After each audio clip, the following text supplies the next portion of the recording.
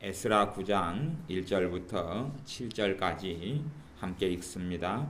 일 후에 방백들이 내게 나와 가로되 이스라엘 백성과 제사장들과 레위 사람들이 이 땅 백성과 떠나지 아니하고 가나안 사람과 헷 사람과 브리스 사람과 여부스 사람과 암몬 사람과 모압 사람과 애굽 사람과 아모리 사람의 가증한 일을 행하여 그들의 딸을 취하여 아내와 며느리를 삼아 거룩한 자손으로 이방 족속과 서로 섞이게 하는데 방백들과 두목들이 이 죄에 더욱 으뜸이 되었다 하는지라 내가 이 일을 듣고 속옷과 겉옷을 찢고 머리털과 수염을 뜯으며 기가 막혀 앉으니 이에 이스라엘 하나님의 말씀을 인하여 떠는 자가 이 사로잡혔던 자의 죄를 인하여 다 내게로 모여오더라.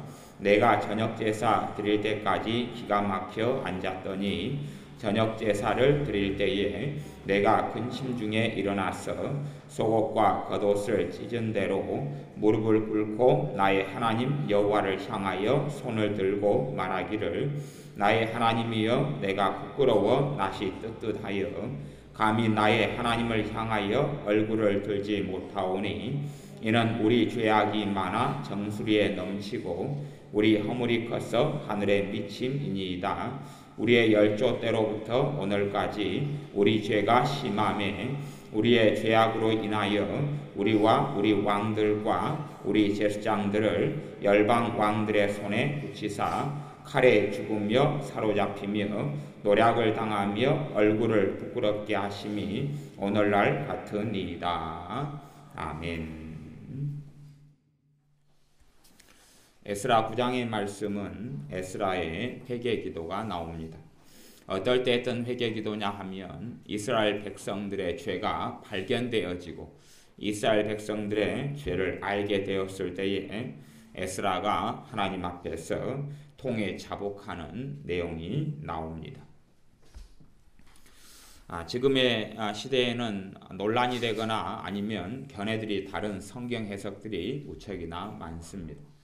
그 중에 해석 중에 하나는 과연 저주가 지금도 있느냐 없느냐. 갈라디아 3장 13절 말씀에는 주님께서 십자가에 달리심으로 모든 저주를 담당하셨다 그럽니다. 과연 지금도 그러면 주님께서 모든 저주를 담당해 주셨는데 저주가 과연 지금은 있느냐 없느냐 하는 질문을 하게 되고 어떤 사람은 저주가 이제는 없다 그리고 어떤 사람은 있다 그럽니다. 그 부분에 있어서 저는 저주는 있다라고 믿습니다. 그리고 성경을 해석합니다. 저주가 없다면 죽음도 없을 것입니다. 저주가 없다면 마귀가 없을 것입니다. 저주가 없다면 죄가 없을 것입니다. 저주가 없다면 질병도 없을 것입니다.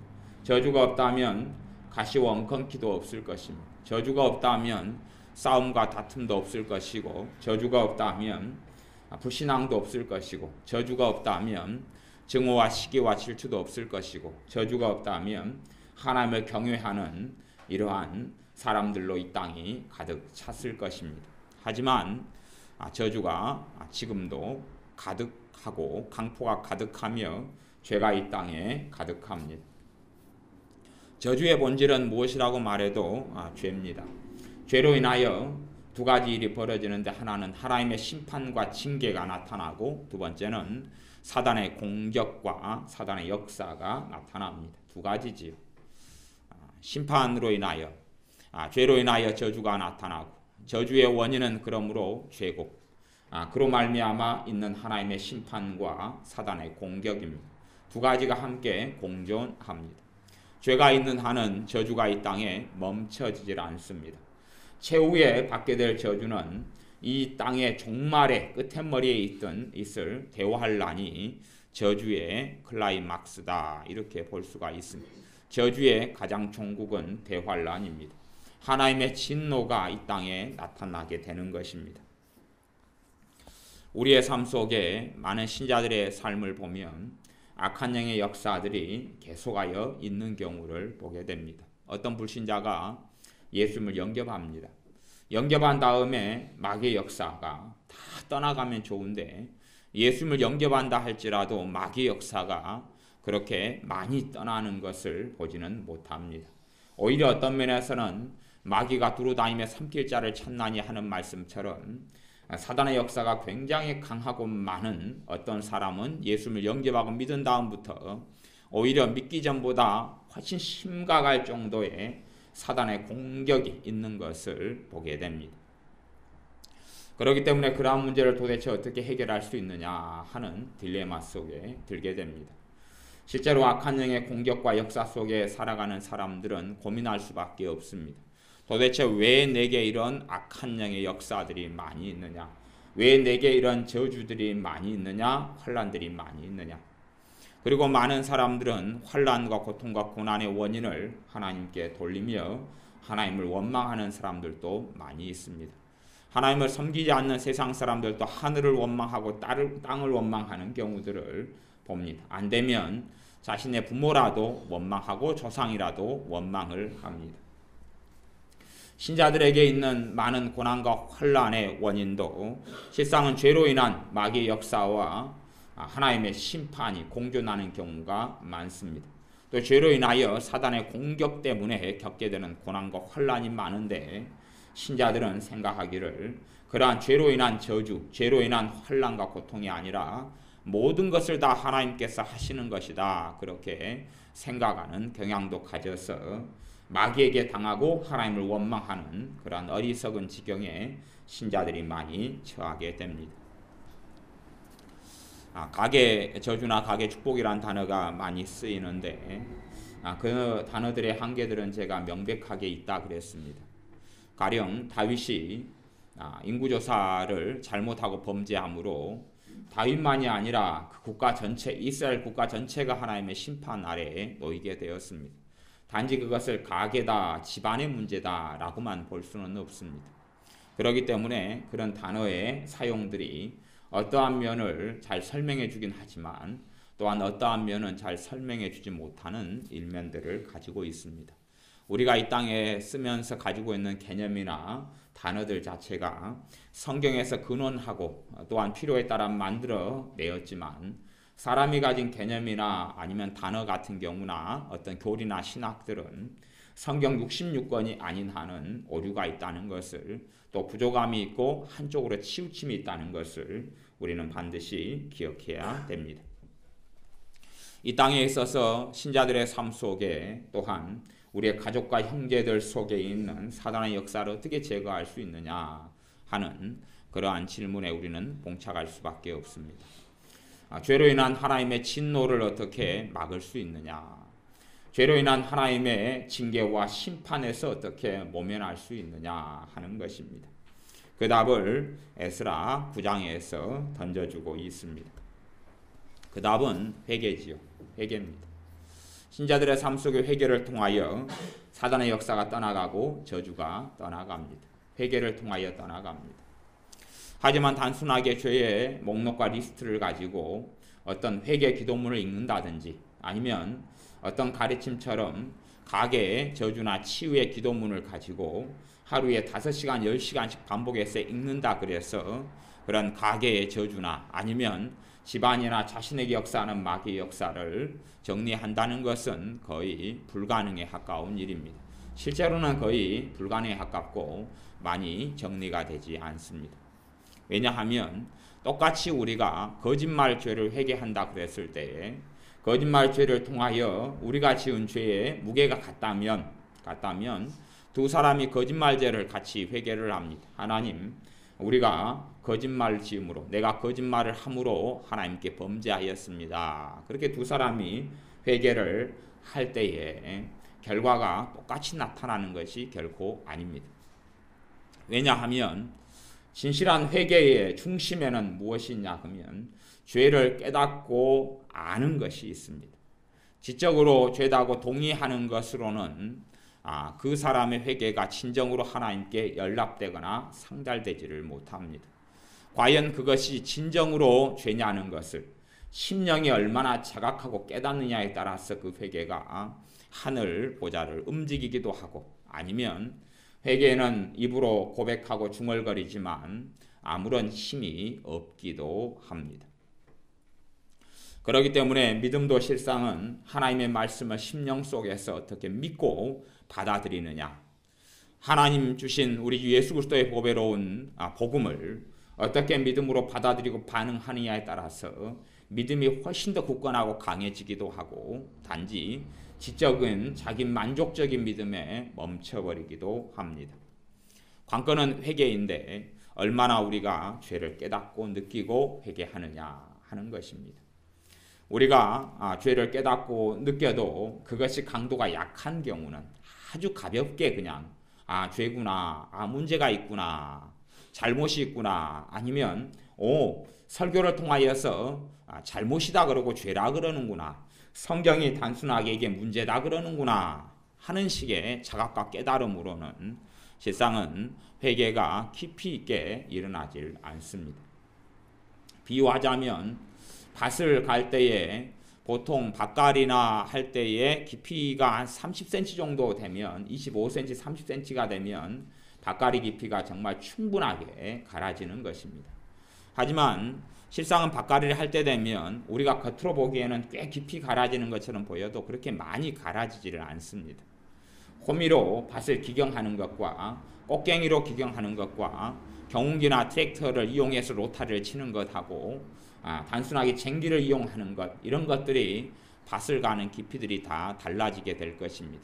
밭을 깊이 있게 갈고 간 그 땅들을 잘 촘촘하게 깨뜨리고, 그리고 거름을 집어넣어서 잘 섞어서 통풍이 잘 되게 하고 깊은 곳까지 거름이 잘 들어가게 한다면 그 밭은 기름진 옥토밭이 되어져서 작물을 심을 때에 많은 열매를 30배, 60배, 100배로 거둘 수 있게 될 것입니다. 우리가 회개를 아주 죄를 조금 깨닫고 한다면 가볍게 밭을 기경하는 것과 같은 일이 벌어질 것이고, 죄를 깊이 있게 깨닫고 알고 회개한다면 깊이 있는 기경이 우리에게 이루어질 것입니다. 에스라 9장에서는 이스라엘 백성이 범죄하고 그리고 이것을 알게 된 에스라가 하나님 앞에서 회개하는 내용이 나옵니다.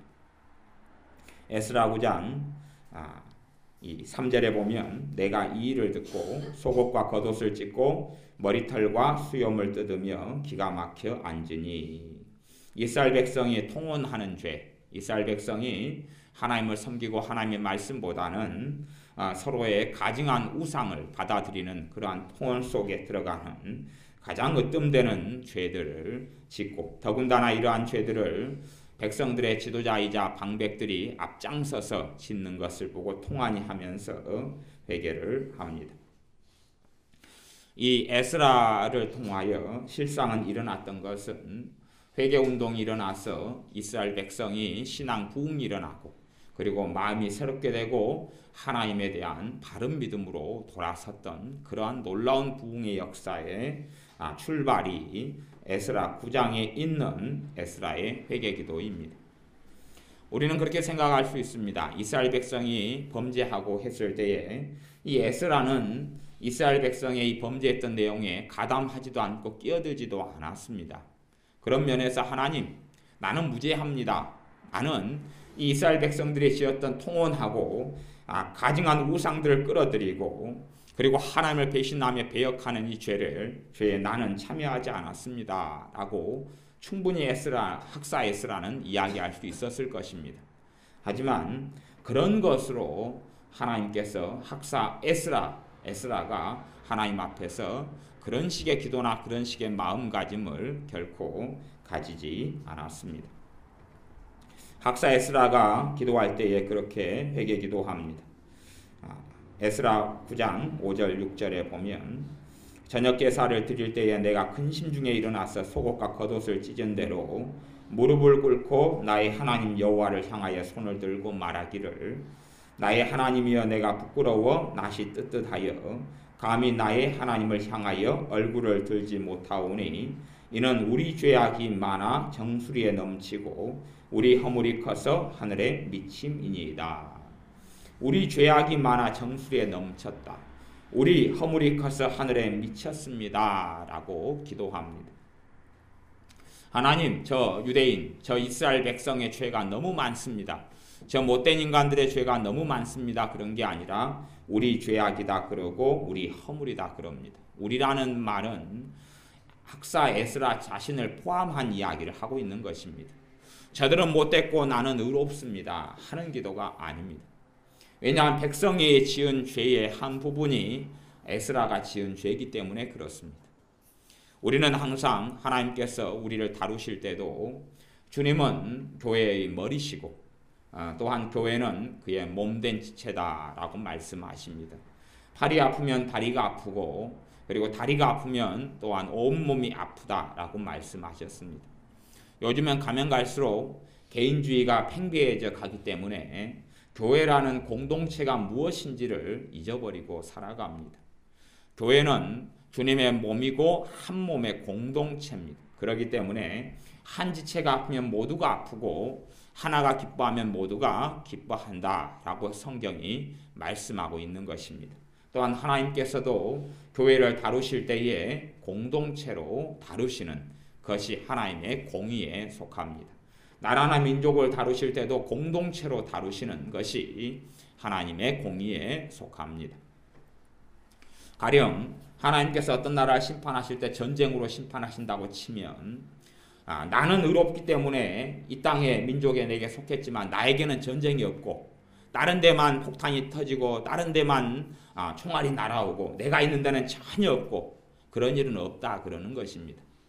아무리 어떤 사람이 의롭게 살아가서 엘리야 선지자 때에 하나님을 경외해서 숨겨진 7,000명처럼 하나님을 섬길지라도 기근이 있으면 이스라엘 땅 전체가 있었던 것이지 그들은 예외가 되어서 있는 것은 아니다 하는 이야기입니다. 이것을 하나님께서는 민족 공동체로 국가 공동체로 사람들을 다루시는 것입니다. 이것이 하나님의 공의의 법입니다. 또한 한 사람을 다루실 때 그의 집안, 그의 가문을 연결해서 한 사람을 다루시는 것이 하나님의 공의의 법에 속합니다. 그런 생각을 사람들이 알지 못하여서 개인주의가 팽배해서 나는 의롭고 교회는 더럽다. 나는 의롭고 한국교회는 잘못됐다. 나는 의롭고 어떤 목회자들은 잘못됐다. 그런 정죄를 하고 그런 마음을 가질 때에 하나님은 기뻐하시지 않습니다. 그런 오만과 독선과 교만을 하나님께서는 용납하시지 않습니다. 전능하신 하나님께서 섰을 때에 모두 다 하나님 앞에서 죄인으로 서야 하며 겸비한 자로 겸손한 자로 서야 됩니다. 에스라가 나는 의롭고 저들은 악합니다. 나는 의롭고 저 백성은 악합니다. 나는 뜻대로 살아왔는데 저들은 악합니다. 라고 하나님께 기도했다면 에스라를 통하여 이스라엘의 부흥운동이 일어나지도 않았을 것이고 에스라를 통하여 하나님의 은혜의 역사가 나타나지도 않았을 것입니다. 우리도 마찬가지입니다. 우리의 가정이나 내 개인에게나 사단의 역사가 마귀 역사가 죄로 인한 사단의 역사가 저주가 떠나가려면 우리가 하나님 앞에 겸비한 자로 서 있지 않으면 그 저주가 떠나가지 않는다는 사실입니다. 참으로 하나님 앞에 겸손한 자로 거하고 서 있지 않으면 그 저주가 떠나지 않는다는 사실입니다. 제가 어떤 분들을 만나고 아는데 어떤 분은 그렇게 이야기합니다. 스스로 보기에 예배를 충실히 잘 드렸던 모양이에요. 스스로 보기에 한 11조 생활을 한 10년 동안 열심히 한 모양이에요. 그런데도 자신의 삶에 환난과 고통과 질병이 있으니까 그런 이야기를 해요. 내가 하나님께 헌금을 드린다고 드렸고 하나님께 믿는다고 믿었고 예배한다고 예배했는데 왜 내게 이런 고통과 어려움이 있습니까? 왜 내가 이런 어려움과 고통이 있어야 합니까? 라고 원망하는 기도를 드리는 사람들을 알고 있습니다. 학사 에스라의 입장에는 훨씬 그보다 더한 기도도 할 수 있었을 것입니다. 하지만 아무리 학사 에스라라 할지라도 그가 의로운 사람이고 믿음대로 사는 사람이라 할지라도 전능하신 하나님 앞에 섰을 때에 내가 의롭습니다. 내가 올바릅니다. 나는 괜찮은 사람입니다. 나는 뜻대로 살았습니다. 라고 고백해서는 하나님께 들으심을 받지 못하는 것입니다.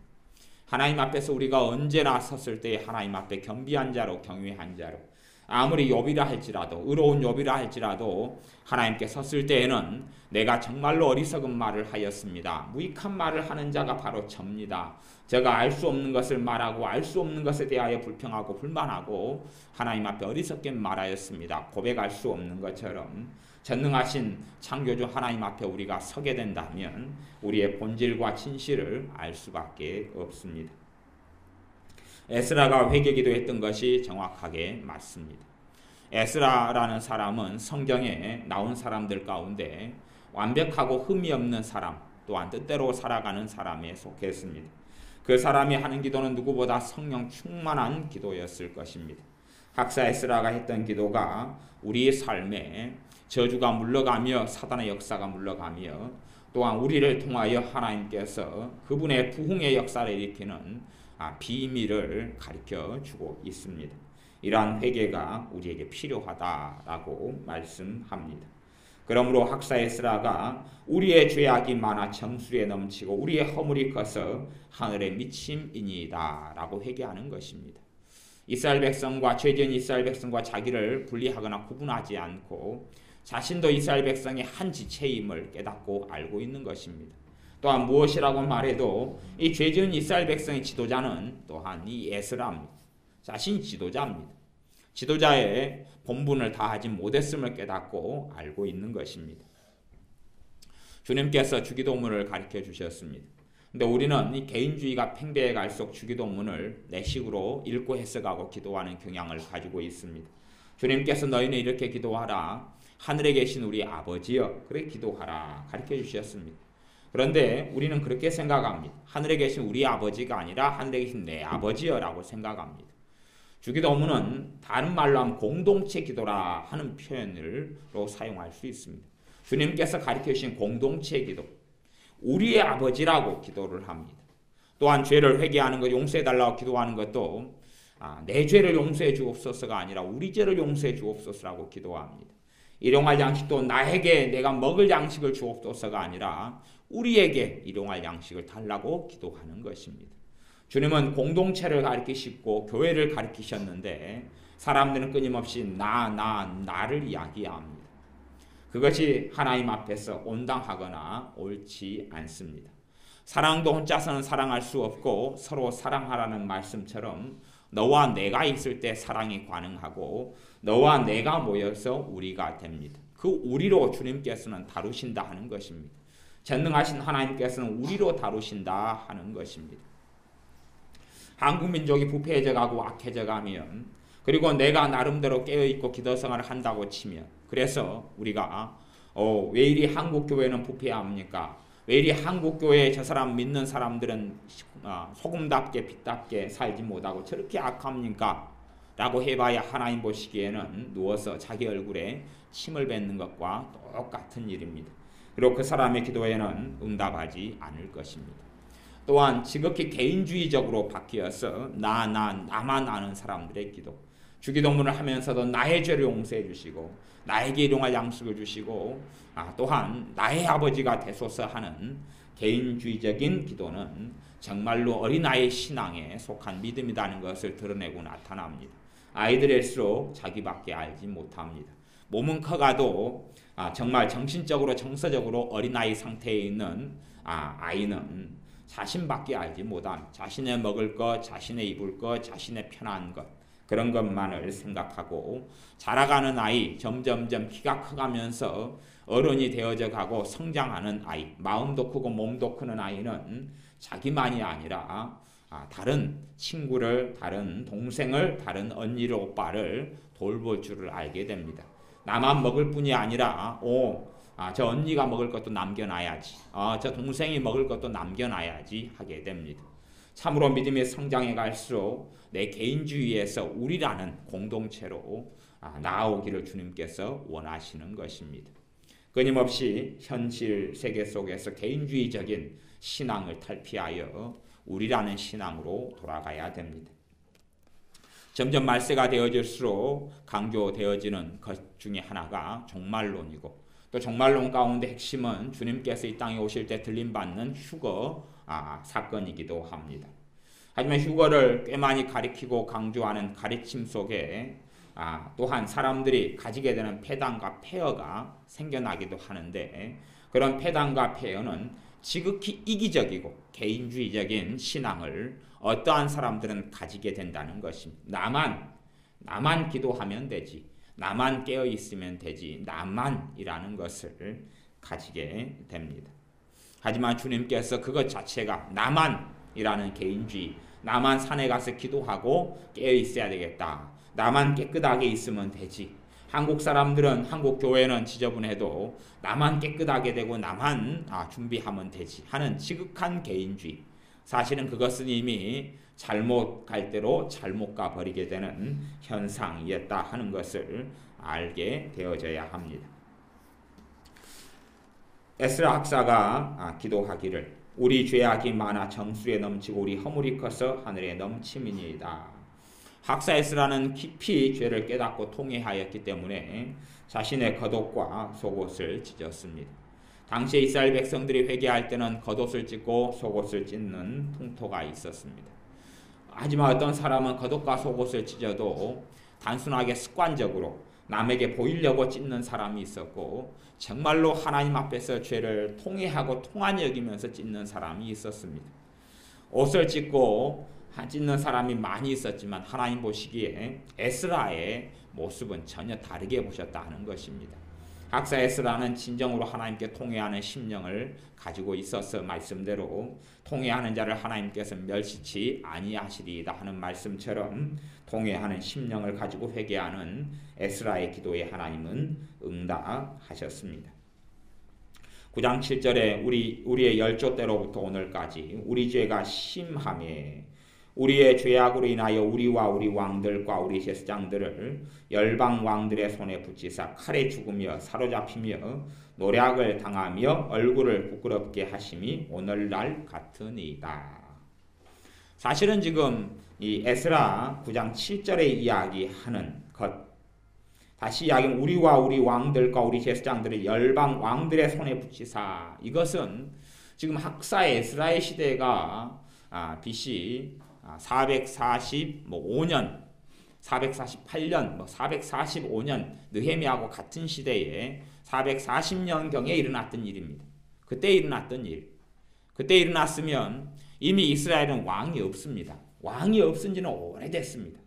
유다가 멸망한 것이 BC 586년, 587년경이기 때문에 왕이 사라지는 왕족, 다윗의 후손들 일가는 남아있지만 이미 나라가 잃은 민족이기 때문에 왕이 사라진 것은 130년이 넘었습니다.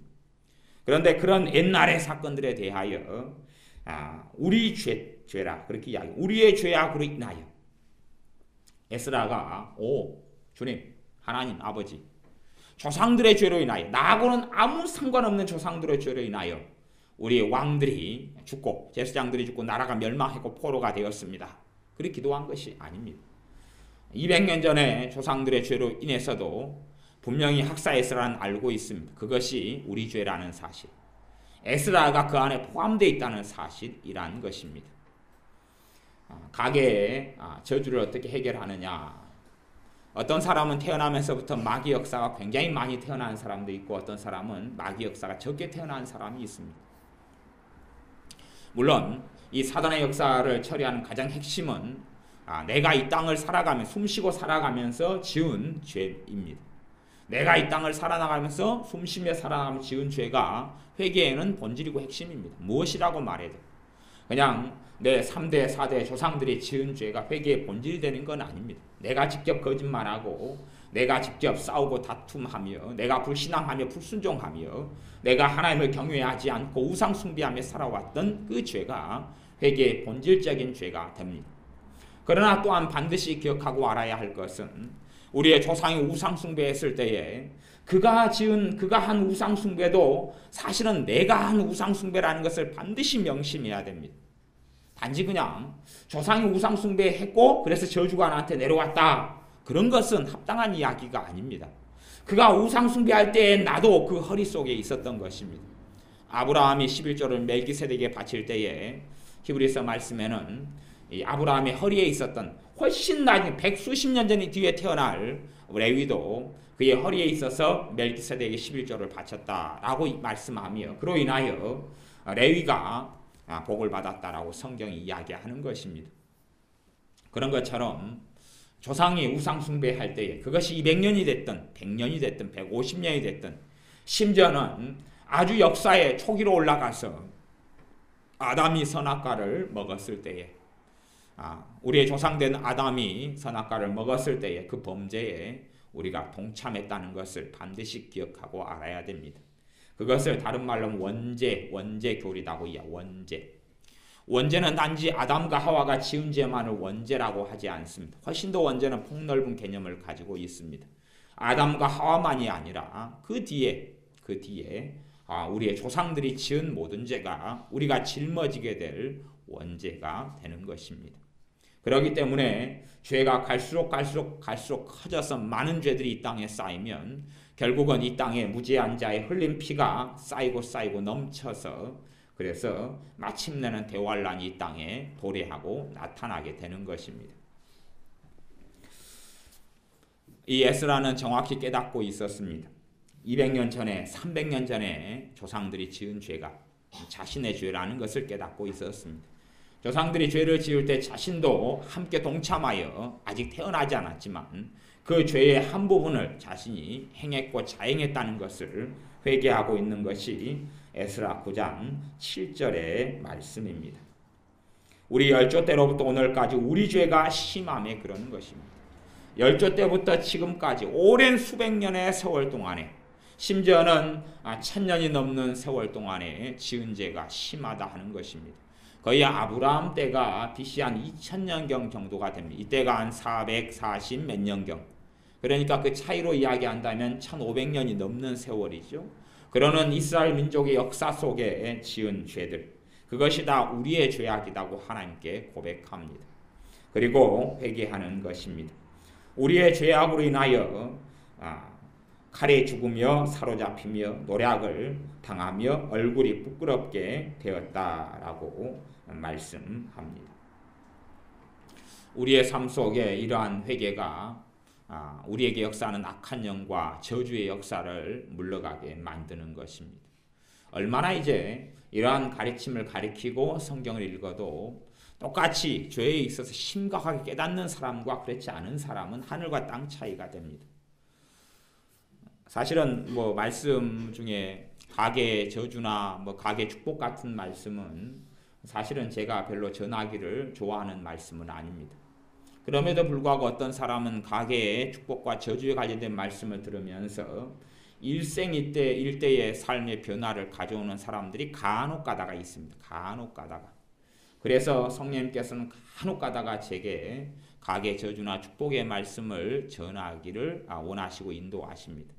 하지만 제 개인적으로 별로 전하고 싶지 않다 하는 것은 뭐냐 하면 가계 축복이나 가계 저주에 대해서는 신학적인 이견이 있어서 견해차가 존재해서 어떤 사람은 한 집안 안에 내려오는 가계의 저주를 신학적으로 인정하는 사람도 있고 인정하지 않는 사람도 있습니다. 인정하지 않는 사람들도 꽤 있고 인정하는 사람도 꽤 있기 때문에 인정하지 않는 사람들이 들을 때는 왜 저렇게 틀린 이야기를 할까라고 자신의 신학적인 견해에 따라 생각하고 인정하는 사람이야 옳게 말씀을 전한다 하는 극과 극의 다른 해석들을 가지고 있기 때문에 그런 부분 때문에 사실은 논란이 되는 말씀들을 전하고 싶지 않은 것이 저 개인적인 심정이고 사정입니다. 하지만 그래서 실상은 사단의 역사가 별로 없는 사람들, 마귀의 공격과 극심한 아픔이 별로 없는 사람들, 대를 내리 내려오면서 질병, 암, 중병, 단명, 저주, 그리고 끊임없이 꿈속에서나 과유 눌림으로 역사하는 귀신들의 역사, 이런 것이 없는 사람, 그런 사람은 가계의 저주 같은 말씀들을 몰라도 또한 부정해도 저는 큰 문제는 없다 이렇게 생각합니다. 그런 사람들은 인생과 삶 속에 큰 딜레마가 없잖아요. 큰 문제가 없잖아요. 몰라도 상관없잖아요. 몰라도 이러한 에스라 9장 같은 회개 기도를 통하여 죄를 깨닫고 회개한다면 많은 문제가 처리돼 가기 때문에 회개에 대한 부분만 좀 많이 알아도 큰 상관은 없으니까 그렇습니다.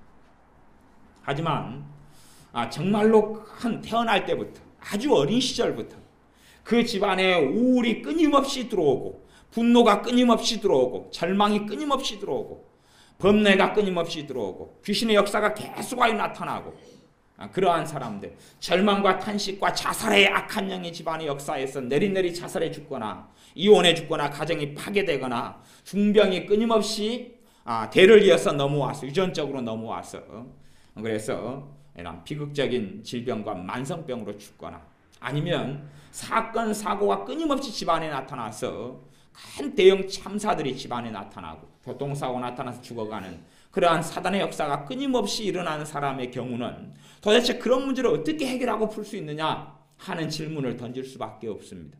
왜 내 집은, 왜 나는, 왜 내 인생은, 우리 집안은 우리가 다른 집안, 다른 사람보다 또 내가 다른 사람보다 더 심각한 악인은 아니고 그냥 보통 살아가는 사람에 불과한데 내가 남의 걸 등치거나 사기를 치거나 남을 죽이면서까지 먹고 살고자 하는 그런 악인은 아니고 다 죄인이지만 그냥 보통 사람하고 차이가 별로 없는데 왜 나는 이런 심각한 질문을 짊어져야 되고 내게는 왜 이렇게 끊임없이 나타나는 악한 역사 저주가 이렇게 가득한가? 왜 우리 집안은 큰 중병과 질병 속에서 계속 이렇게 죽어나가야 되는가? 심지어는 우리 집안은 왜 이리 이단에 빠지는 사람이 많고 그리고 심지어 신앙생활하고 예수님을 믿어도 마귀의 역사가 많은 사람들은 끊임없이 계속되는 사단의 공격, 이 악한 영들의 공격 때문에 믿음이 성장한다는 것은 하늘의 별 따기처럼 어렵습니다. 마귀 역사가 별로 없는 경우는 믿음이 잘 성장할 수 있어요. 신앙서적을 읽고 기도하고 예배드려도 은혜를 받고. 근데 마귀 역사가 많은 사람들은 예배 시간에 앉으면 그때부터 졸기 시작합니다. 그리고 예배 시간 눈은 뜨고 있어도 정신은 딴 데로 이미 이탈해버리고 가버리고 맙니다. 예배 한번 드리러 주일 낮예배에 나오려면 주일 낮예배에 나오기 전에 마귀의 공격이 많이 나타나가지고 주일 낮예배에 나오려고 아무리 작심해도 예배 자리에 나오기까지는 굉장히 어렵습니다. 하지만 마귀 역사 별로 없는 사람은 예배 나오고 싶으면 나오고 기도하고 싶으면 기도하고 그렇게 할 수 있습니다. 마귀 역사가 많은 사람은 기도하려고 무릎만 꿇으면 잠이 오고 비글비글해지고 쓰러지고 그리고 기도가 안 되고 기도하기 싫고 그런 고통 속에 살아갑니다. 그렇기 때문에 사실은 이러한 가계의 저주에 대한 말씀이나 또 이런 부분에 해결하는 부분에 대한 말씀은 기도하고 싶으면 기도가 되고 또 마음먹은 대로 사라지고 의지력이 있고 마귀 역사도 별로 없고 이런 사람한테는 뭐 믿으나 안 믿으나 저는 개인적으로는 큰 상관이 없다고 봅니다. 그런 사람을 대상으로 하는 말씀은 실제로는 아닙니다. 평안하게 그대로 살아가면 되고 예배드리고 싶으면 예배드리고 하나님을 섬기고 싶으면 섬기고 그렇기 때문에 일반적인 말씀만으로도 충분히 차고 넘쳐서 하나님의 나라 이 땅에 누리고 살아갈 수가 있습니다. 그러나 그런 것과 전혀 다른 사람들, 애통과 애환과 눈물과 환란이 가득한 사람들, 마귀 역사가 끊어지지 않고 계속되어지는 사람들, 저주가 끊임없이 일어나는 사람들, 악한 영의 공격과 역사가 끊임없이 있는 사람들, 마음속에 침과 번뇌와 고통이 끊임없이 있는 사람들, 정죄와 자책과 우울과 절망과 죽음과 탄식이 끊임없이 있는 사람들, 살인과 폭력과 분노와 염려와 극한 환란이 끊임없이 반복되는 사람들, 극한 질병과 중병과 만성병이 사건 사고가 교통사고가 끊임없이 이어지는 사람들, 일마다 사업을 벌리고 일을 할 때마다 그것이 무너지고 그리고 경제적인 빈곤을 끊임없이 경험하고 당하는 사람들, 이런 사람들의 경우에는 이러한 가계 저주에 관련된 단지 표현을 가계 저주라는 단어를 사용해서 부족한 한계가 많이 있습니다만은 이런 관련된 말씀들을 통하여 깨닫고 기도하고 처리할 때에 다는 아니고 많은 부분이 또한 오히려 마이너스에서 플러스로 전환되는 계기가 되는 AD와 BC에 이런 전환점이 생기는 그런 것들을 간혹 보아옵니다. 물론 말씀을 한 번 듣고 두 번 듣고 세 번 듣는다 해서 똑같이 들어도 깨닫지 못하는 사람은 언제까지나 깨닫지 못한 대로 남기도 하고 아니면 몇 번을 반복해서 들은 다음에 어느 때는 깨닫게 되어져서 내 할아버지가 했던 우상 숭배가 내가 한 죄라는 걸 깨닫게 되어서 회개가 들어갈 때에 어떠한 마귀 역사가 약해지고 떠나가는 그러한 하나님의 복을 경험하게 되고 하나님의 징계의 손이 사라지는 그러한 복을 누리게 되는 것을 봅니다. 그렇기 때문에 성경에 있는 특별히 구약의 율법 가운데 있는 그러한 죄의 리스트와 목록들이 하나님의 심판과 징계 또한 사단의 공격을 가지고 왔던 죄라는 것들을 철저히 깨닫고 알고 회개하는 것은 굉장히 중요한 일입니다. 그러한 회개를 에스라가 했습니다. 에스라만이 아니라 하나님의 사람이었던 느헤미야도 마찬가지 기도를 하는 것이 느헤미야 1장이가 나와 있는데 한 장만 뒤로 넘기면 느헤미야 1장입니다. 느헤미야는 자신의 백성들이 성벽이 없어서 예루살렘에 있는 살아가는 백성들이 노략질당하고 고통을 당하고 눈물과 환난 속에 살아가는 걸 듣고 하나님께 그 이스라엘 백성, 자기의 백성을 위하여 중보 기도하는 내용이 느헤미야 1장이가 나와 있습니다. 그 기도의 내용을 제가 읽어보겠습니다. 느헤미야 1장 5절부터 제가 읽습니다. 가로되 하늘의 하나님 여호와 크고 두려우신 하나님이여 주를 사랑하고 주의 계명을 지키는 자에게 언약을 지키시며 긍휼을 베푸시는 주여 간구하나이다. 주의 이제 종이 주의 종 이스라엘 자손을 위하여 주야로 기도하오며 이스라엘 자손의 주 앞에 범죄함을 자복하오니 이스라엘 자손의 주 앞에 범죄함을 자복하고 회개한다 그렇게 기도합니다. 이스라엘 자손 속에 느헤미야가 포함되어 있다는 것을 반드시 기억해야 됩니다. 우리가 나라와 민족을 위해서 하는 기도는 우리의 회개 기도가 그거 이상 강력한 기도는 없습니다. 이 대한민국 역사는 마귀는 떠나가라. 사실은 그런 기도는 우리가 이 민족의 죄악인 내 죄의 한 부분임을 알고 회개하는 것에 비하면 아무것도 아닙니다. 죄가 있는 곳은 마귀가 역사하기 때문에 회개가 이루어지지 않은 곳에는 사단의 역사는 떠날 수가 없는 것입니다. 회개가 이루어지지 않는데 마귀 역사가 떠난다는 것은 말이 되는 것이 아닙니다. 똑같은 신자라도 성령님의 놀라운 역사가 있는 사람과 없는 사람이 있습니다.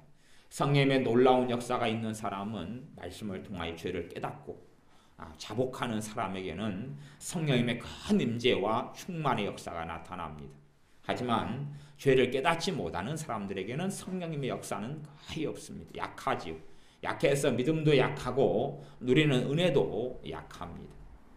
그래서 신자를 크게 두 종류로 그런 의미에서 설명할 수도 있겠습니다. 한 사람은 죄를 깨닫고 회개 속에 살아가는 사람과 죄를 깨닫지 못하고 회개가 삶 속에 없는 사람, 그렇게 두 부류로 나눌 수도 있을 것입니다. 회개가 있고 삶 속에 회개 가운데 살아가는 사람, 죄를 깨닫고 주님 앞에 계속하여 예수 그리스도의 정결한 피로 회개를 통하여 씻음 받는 사람과 또한 죄를 깨닫지 못하고 죄를 알지 못하고 자신이 의인인 것처럼 자신이 주님 앞에서 죄를 안 짓고 살아간 사람인 것처럼 착각하며 살아가는 사람, 그렇게 두 부류가 있을 것입니다. 하지만 그들이 누리는 것은 똑같은 주님의 자녀고 신자라 할지라도 시간이 지나갈수록 그 격차는 커질 것이고 한 사람은 천국 속에 한 사람은 지옥 속에 이 땅을 살아가면서 살아가게 됩니다. 느헤미야가 자복하며 회개하는데 1장 6절 하반절에 그럽니다. 주는 귀를 기울이시며 눈을 여시사 종의 기도를 들으시옵소서. 나와 나의 아비집이 범죄하여 주를 향하여 심히 악을 행하여 나와 나의 아비집이 범죄했다고 회개하는 것입니다. 나와 나의 아비집이. 물론 아마 느헤미야의 부모님은 거의 돌아가셨을 것입니다. 그런데 자신의 아비집의 죄를 안고 기도하는 것입니다. 왜냐하면 아버지의 집안, 다시 이야기하면 자기의 부모, 자신의 할아버지, 할머니, 그 위에 조상들이 지은 죄에 자신이 지은 죄의 분량이 있기 때문에 그렇습니다. 우리의 부모, 우리의 열조, 우리의 조상들의 죄와 나하고는 무관합니다. 라는 것이 하나님을 기쁘시게 하지 못합니다. 우리는 이런 부분을 반드시 알아야 됩니다. 그래서 느헤미야를 통하여 하나님께서 이스라엘 성벽을 재건하게 하시고 느헤미야를 하나님이 사용하셨습니다. 하지만 느헤미야 1장에 있는 느헤미야의 회개 기도가 없었으면 느헤미야를 하나님은 사용하실 수가 없었다는 사실입니다. 이 에스라의 회개기도를 통하여서 이 에스라 뒤에 보면 에스라 10장에는 그렇게 되죠. 10장에는 회개하는 이스라엘 백성들이 나와서 같이 잡아가며 회개하는 내용이 나옵니다. 10장 1절에 보면 에스라가 하나님의 전 앞에 엎드려 울며 기도하여 죄를 잡아갈 때에 많은 백성이 심히 통곡하매. 그래서 많은 어린아이부터 어른까지 많은 백성이 나와서 회개를 합니다. 그런 민족적인 회개를 통하여 부흥이 일어나죠. 사실은 한 개인을 통하여서 부흥이 일어나지는 않습니다. 뭐 어떤 사람은 한 사람을 통하여 부흥이 일어난다 그럽니다. 사실은 그건 맞지요. 하지만 그 사람의 도화선이 돼야 되고 단지 한 명의 헌신만 가지고는 되지 않습니다. 한 명의 헌신만 가지고 되지 않고 그 사람이 도화선이 되고 그 다음에 어떤 사람들이 불이 붙어야 됩니다. 저는 군대에 있을 때 폭약을 다루고 폭약을 터뜨렸던 폭파병으로 있었고 지뢰를 매설하고 지뢰를 파는 군인으로 군 생활을 했습니다. 그 가운데 폭약 같은 경우는 총 3가지가 폭약의 요소에 들어갑니다. 물론 폭약을 전기식으로 터뜨리는 방식이 있고 그 다음에 도화선을 통해 터뜨리는 방식 2가지를 사용해서 불발이 나지 않도록 이렇게 폭약을 장전하고 설치해서 이 전쟁이 일어났을 때에 다리를 조각을 무너뜨리고 도로를 무너뜨리고 그리고 지뢰밭 같은 데 폭약을 설치해서 지뢰를 한꺼번에 개척하고 터뜨리는 일도 하고 또한 대전차 지뢰 같은 걸 통해서 탱크도 잡고 그렇게 합니다. 이제 일반 도화선을 붙이는 지뢰 같은 경우는 총 3가지가 필요합니다. 첫째는 도화선이 필요하고 두 번째는 내관이라는 것이 필요합니다. 도화선의 불을 통해서 내관이라는 것이 터져야 됩니다. 그리고 세 번째는 폭약이 있어야 됩니다. 근데 폭약이라는 것은 굉장히 안전적인 것이어서 폭약은 뭐 어떻게 해도 터지지가 않습니다. 그래서 폭약 같은 경우는 저도 군에 있을 때는 폭약 중에 가장 강력한 힘을 지니는 폭약 같은 게 컴포지션인데 이것은 1.34 다이아마이트 가주로 힘의 지수가 0.7인데 그리고 TNT가 기본 폭약으로 1인데 컴포지션은 1.34 정도. 그러니까 다이너마이트에 똑같은 양에 비추면 2배 정도 파워가 있는 것이에요. 근데 컴포지션 같은 경우가 너무 안정적인 폭약이기 때문에 컴포지션에 불을 붙이면 화력이 좋아가지고 라면을 끓여 먹고 그랬어요. 이게 맨 처음에 폭탄을 다룰 때는 겁이 나니까 폭탄만 누가 막 조교가 던지고 우리가 던지면 기겁하고 막 쓰러지고 그랬어요. 터질까봐, 죽을까봐. 그런데 폭약은 굉장히 안정적인 물질입니다. 하지만 그 폭약을 터뜨리기 위해서는 내관이 있어야 돼. 굉장히 불안정합니다. 그래서 내관이 이제 무서운 거예요, 사실은. 폭약 속에 내관을 집어넣는데 내관은 굉장히 불안정한 화약 덩어리예요. 그래서 내관을 손에 들고 있다가 누가 친구야 그리고 손을 팍 치고 건드리면 팡 터지면 손목이 하나 팍 날아갑니다. 그리고 이제 그때도 우리 그 폭약을 다룰 때 한 2년 전인가 제가 갔을 때 그때 무슨 일이 있었냐 그러면 하사가 내관 서너 개를 갖다가 호주머니에 넣었어요. 가슴 호주머니에다가. 호주머니에 넣었어요. 이걸 여는 데 넣고 다니면 큰일 나거든요. 여기다 넣었어요. 넣고 지나가다가 누가 가슴 한 대 쳤어요. 그러니까 터져가지고 죽었지요. 내관은 그렇게 굉장히 불안정해요. 3가지가 필요해요. 도화선이 내관에 불을 붙여가지고 내관이 이 굉장히 안정적인 물질인 폭약을 건드리고 터뜨려야지 이제 강력한 파괴력이 나타나요. 저는 그렇게 봅니다. 똑같은 한 도화선이라는 사람이 필요하죠. 느헤미야 같은 도화선이 필요합니다. 에스라 같은 도화선이 필요해요. 하지만 에스라가 회개기도할 때 모였던 내관이 되는 사람들이 있어야 돼. 그 다음에 부흥의 불이 붙는다 이렇게 봅니다. 에스라 같은 한 명 가지고는 되지 않습니다. 대신에 에스라의 회개기도를 통해서 에스라를 하나님께서 사용하셨습니다. 느헤미야의 회개기도를 통해서 느헤미야를 하나님이 사용하셨습니다. 우리가 하나님께 쓰임받는 인생을 살려면 우리는 죄를 회개해야 됩니다. 단순하게 내 개인의 죄만이 아니라 나와 내 아비집의 죄, 나와 내 열조의 죄를 회개하는 사람을 하나님께서 사용하신 것이 에스라를 통해서 알 수 있고 느헤미야서를 통해서 알 수 있고 그다음 다니엘서를 통해서 알 수가 있습니다. 성경에 거의 흠이 없는 몇 사람을 꼽자면 에스라, 느헤미야, 다니엘 같은 사람은 흠을 찾기가 어려운 사람들입니다. 그렇다는 이야기는 그들은 성령님의 인도하심과 충만한 역사 속에 살았다 하는 것을 우리가 추측해 볼 수가 있습니다. 나와 나의 아비집이 범죄하여 7절 주를 향하여 심히 악을 행하여 주의 종 모세에게 주께서 명하신 계명과 규례와 율례와 규례를 지키지 아니하였나이다. 그렇게 하나님께 회개 기도합니다. 그리고 하나님께서 느헤미야를 형통케 하셔서 왕의 술관원이 되게 하시고 고위직 공무원에 앉게 하시고 느헤미야를 예루살렘 총독이 되어서 예루살렘 성벽을 중건하는데 느헤미야를 사용합니다.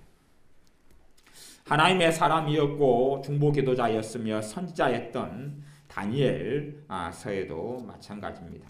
에스겔 다음에 다니엘서가 있는데 제가 다니엘 그 부분을 찾아서 읽어보겠습니다.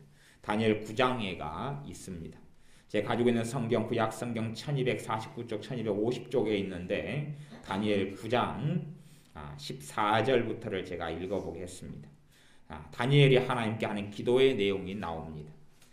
하나님 앞에 금식하며 베옷을 입고 죄를 무릅쓰고 기도한다. 그것이 다니엘 9장 3절의 내용입니다. 내가 금식하며 베옷을 입고 죄를 무릅쓰고 주 하나님께 기도하며 간구하기를 결심하고.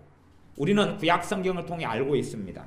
어떨 때 베옷을 입습니까? 어떨 때 죄를 뒤집었습니까? 이스라엘 하나님의 율법에 명하기를요. 너희가 죄를 회개할 때에 베옷을 입어라 그랬어요. 죄를 회개할 때에 죄를 뒤집어 써라 그랬어요. 그러면 이 다니엘이 다니엘서 9장 3절에 금식하며 베옷을 입고 그래서 이스라엘에게는 7월 1일 할 하루를 대속죄일로 삼아서 죄를 뒤집어 쓰고 베옷을 입고 금식하며 기도하는 절기가 이스라엘에게는 있습니다. 죄를 회개하면서 기도하는 하루를 금식하면서 1년 중 하루는 죄를 베옷을 입고 금식하면서 하는 기도의 날이 있어요. 그것처럼 에스라는 회개 기도를 하였다는 것을 다니엘이 회개 기도를 했다는 것을 다니엘 9장 3절을 통해 알 수가 있습니다. 금식하고 베옷을 입고 죄를 무릅쓰고 죄를 뒤집어 쓰고 하나님께 기도하였습니다. 이러한 회개 기도를 통하여 다니엘의 기도가 하나님께 응답이 됩니다. 9장 14절이제 다니엘 9장 14절 이러므로 여호와께서 이 재앙을 간직하여 두셨다가 우리에게 임하게 하셨사오니 우리의 하나님 여호와는 행하시는 모든 일이 공의로우시나 우리가 그 목소리를 청종치 아니하였음이니이다. 하나님 공의로우신데 우리가 그래 우리 끊임없이 우리라 그럽니다. 이스라엘 백성이 저들이 그렇게 이야기하지 않습니다. 다니엘은 청소년 때부터 하나님을 경외했던 사람입니다. 다니엘은 하나님께 기도하고 하나님을 경외하기 위해서 사자굴에 들어가고 죽음도 무릅쓰고 하나님을 섬겼던 사람입니다. 그렇기 때문에 다니엘의 인생 가운데 흠을 찾을 수는 없습니다. 이 성경상으로는 우리가 가진 자료상으로는 다니엘에게 있어서 죄나 흠을 찾기가 어렵습니다. 하지만 이 다니엘이라 할지라도 우리가 그 목소리를 청종치 아니하였습니다. 우리가 하나님의 목소리에 청종치 아니하고 불순종했습니다라고 회개하는 것입니다. 9장 15절에 강한 손으로 주의 백성을 애굽 땅에서 인도하여 내시고 오늘과 같이 명성을 얻으신 우리 하나님이여 주 하나님이여 우리가 범죄하였고 악을 행하였나이다. 다니엘의 기도 응답받은 이유는 이것 때문에 그렇습니다. 지금의 많은 사람들의 기도 응답받지 못하는 것은 이것이 없기 때문에 그렇습니다.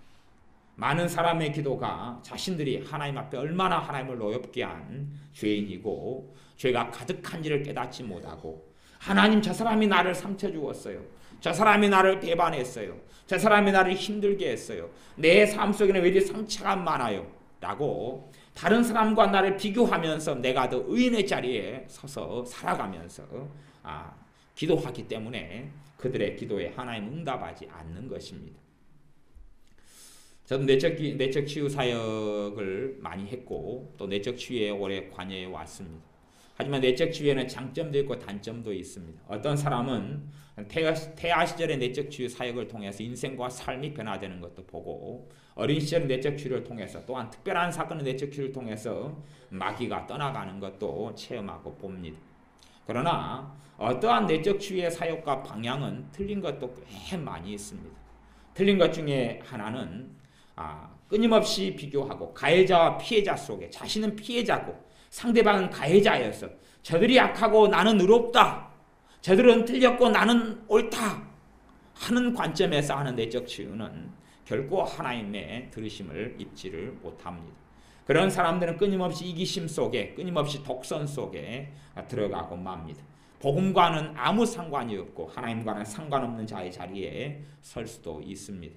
그런 의미 내적 치유는 주님 앞에 자신이 죄인인 것을 깨닫고 아는 회개가 내적 치유도 중심이 된다는 것을 우리가 기억하고 알아야 됩니다. 그래서 다니엘이 우리가 범죄하였고 악을 행하였나이다. 그리고 16절에 주여 내가 구하옵나니 주는 주의 공의를 좇으사 주의 분노를 주의 성 예루살렘 주의 거룩한 성에서 떠나게 하옵소서.